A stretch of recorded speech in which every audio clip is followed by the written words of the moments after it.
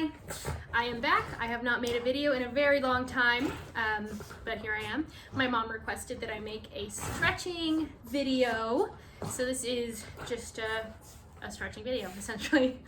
So a little update, I'm now a third-year student. I have gone through 2 rotations. I did psych and family medicine, and next week I start pediatrics, and then I have my next 3 rotations after Christmas break. So I am closer to being a real doctor now and doing more doctory things, which is super fun. Okay, enough about me. Let's stretch. So this is all going to be on the floor. Olive will probably be in the way a lot because she is very tight right now. But we're just going to start out with some little lateral leans to stretch out our obliques, get our spine moving. We're just leaning side to side. You can rest your forearm on the side as you reach up and over with your other arm. Kind of think about threading a needle through with your arm. So instead of like sweeping it up, we're kind of threading it over.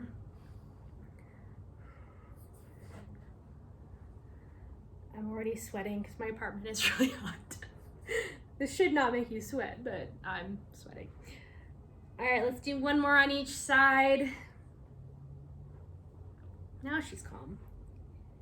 And now we're gonna come up, reach your arms up, and then you're gonna twist over to the left, right arm on your left knee, and spiraling back, looking over your left shoulder. And then come back to the middle, and breathe out, twist the other way. Let's do one more on each side. Try to get a little deeper this time.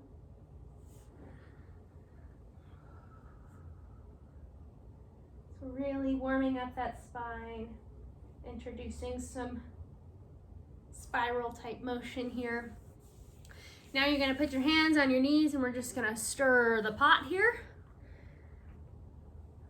So you're shifting your weight from each side of your pelvis, getting a little massage on the glutes. And go the other way. More mobility in the spine.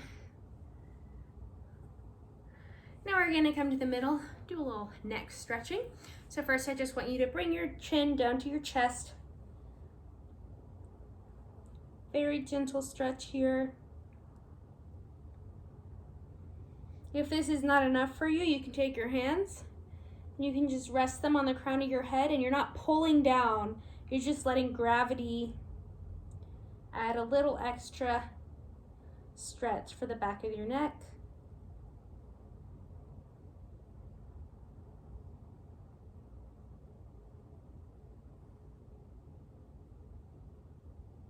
Nice deep breaths here.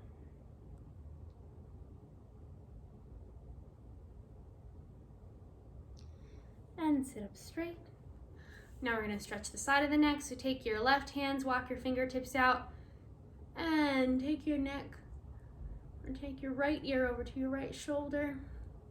Again, I'm not forcing this or anything, I'm just a very gentle stretch. And by stretching out the left arm, you're just adding a little extra here.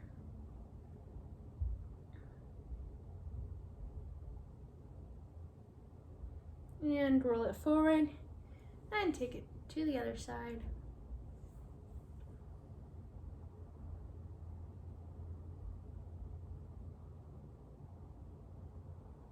And roll it forward. We're just going to do little half circles here with the neck in the front. I'm not doing a full circle down around the back because I don't want to put any unnecessary stretch or pressure, rather, on my cervical spine. You shouldn't be rotating your head to the back. You don't need any unnecessary extension of that spine. This should feel nice. You can even do a little massage on the back of your neck while you're stretching it. Whoa. Whoa. A burst of energy.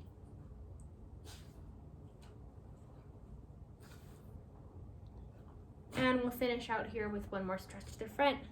You should feel a lot looser now, so go ahead and put your hands on your head, and this time you can even do a little gentle tug down. Notice how it feels different from when we started.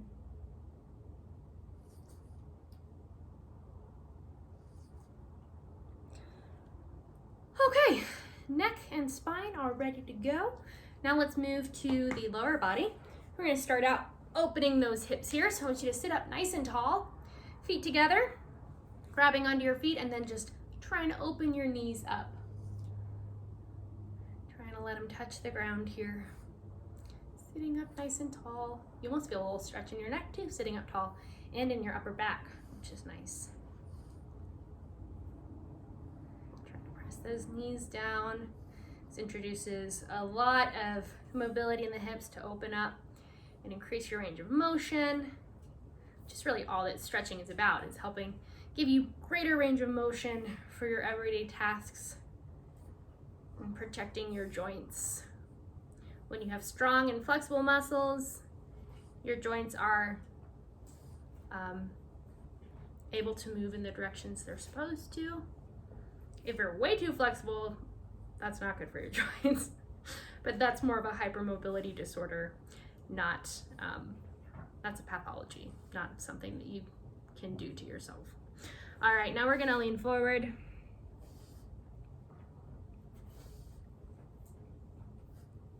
It's also fairly rare, so don't worry. You probably don't have Ehlers-Danlos syndrome. You might though. All right, now come on up. I hate this stretch because I can't do it, but we're just gonna take the legs wide and walk the hands forward. This is as far as I can go.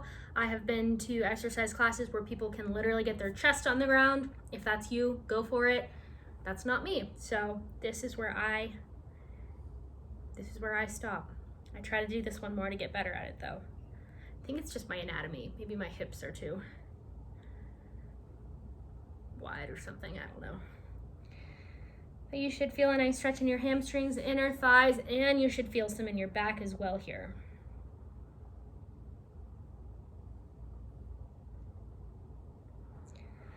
All right, now we're gonna take one foot into the opposite thigh, and you're going to reach out for the other foot and reach over.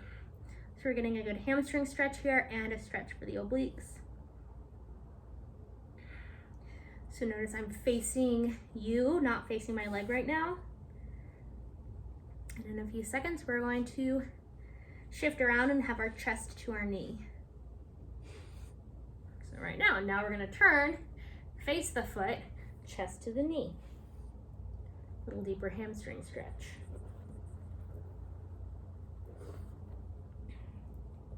Oh, hi, Olive.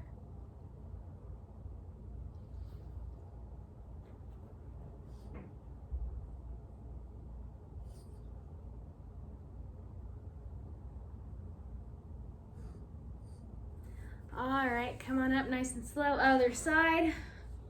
Whew.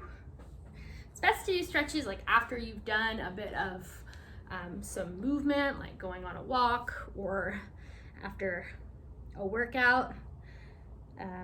Your muscles are just more ready to be stretched than when you're stretching from cold, which I am doing right now, so I feel very not limber. It's not that it's dangerous or bad for you to stretch cold, but it's a bit safer and you'll be able to get deeper into the stretches as well. Now face the foot.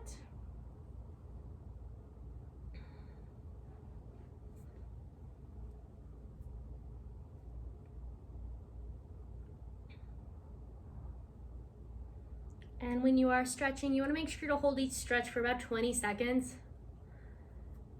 That's actually how long it takes for your nerves to send a signal to your brain and your muscles that they need to relax.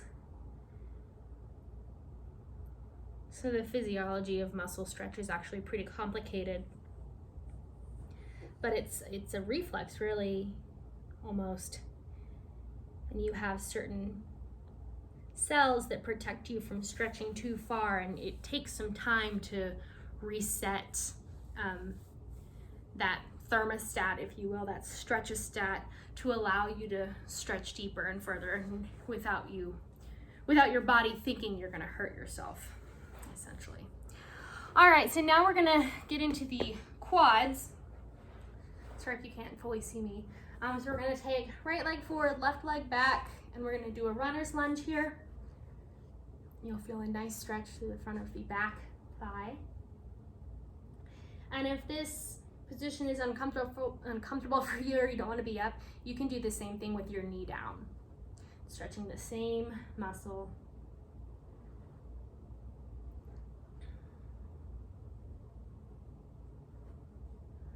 Really breathe into it.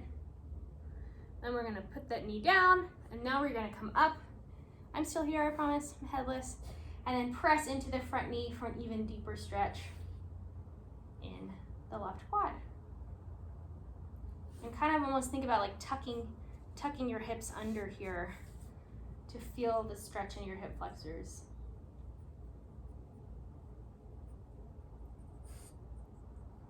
All right, you can rock it out a bit, other side. So runner's lunge to start, leg straight or leg down, whatever works for you.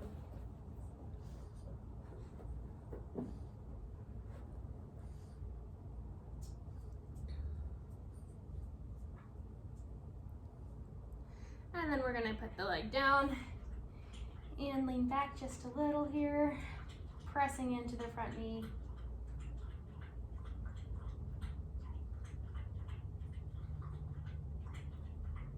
Tucking the hip under.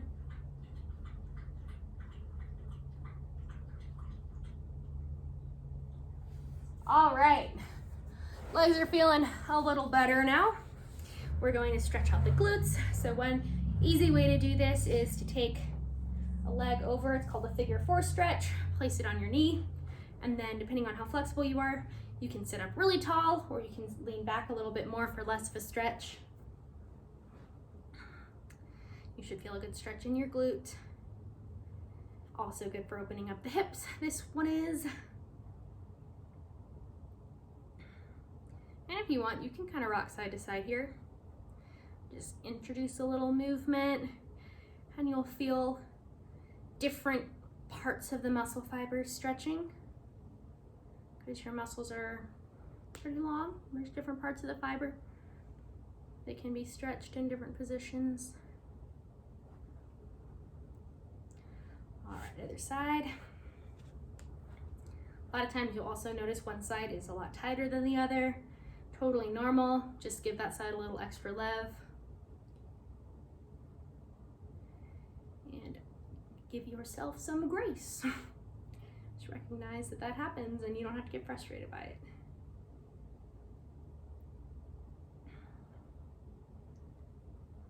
Okay. We'll just finish up real fast with a chest opener.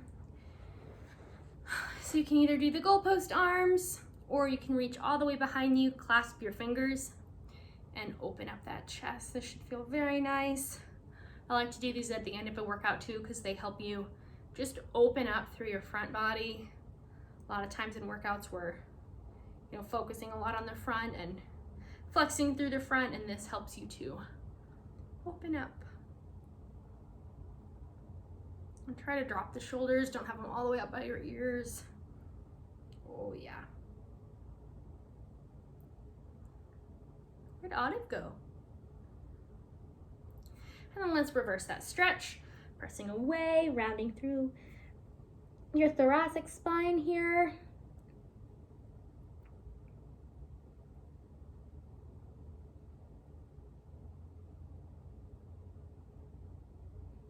Okay, stretching out your hands and forearms. We'll just do little mini stretches here. Don't forget to stretch your hands. A lot of times throughout the day, I'll be like typing a lot or writing, or we do things with our hands all the day. So don't forget to give them a little love. Your hands have a lot of muscles in them too. A lot. So it's good to stretch those muscles as well, even though there are kind of powerhouse long working hours muscles. I even like to give myself a little massage, especially here between my thumb and my index finger. It feels really nice. Stretch the thumb bit. Pulling back. And then this always feels really good too, because our fingers are always crunched over like this. So don't forget, stretch them back a bit. Okay, shoulder stretch and we're done. Cross body, shoulder stretch here. This is a way you can also assess for AC joint dysfunction, if you're wondering. Acromioclavicular joint, which is in your shoulder. All right, other side. There's a lot of ortho on the Family Med shelf exam, which I have tomorrow. So I've been studying that, and there's just a lot. Like for the shoulder example, there's maybe 15 different shoulder exams, and they're not named in a logical way. They're named after physicians from like 100 years ago. So you have to remember all these different names. Like Job's test. That's the only one I can think of right now. There's a lot though. All right, shake out your arms. Shake them out above your head. Get that lymph back down to your heart. And we're done. Thank you guys for joining me. I hope this was a nice little break to your day. And hopefully I can make some more videos eventually. Bye.